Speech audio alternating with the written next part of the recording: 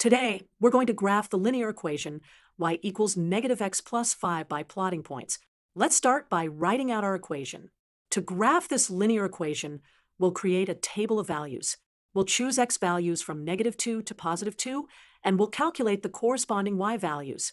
Let's create our table. Now, let's fill in our table step by step. When x is -2, y is 7.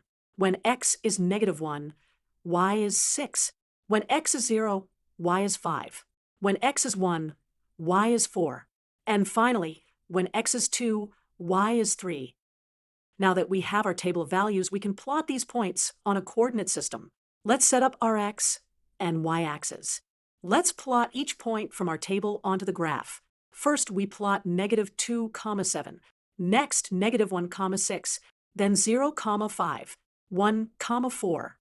And finally, 2, 3. Now that we've plotted all our points, let's draw the line that passes through them. This will be the graph of our linear equation. And there we have it. We've graphed the linear equation y equals -x plus 5 by plotting points.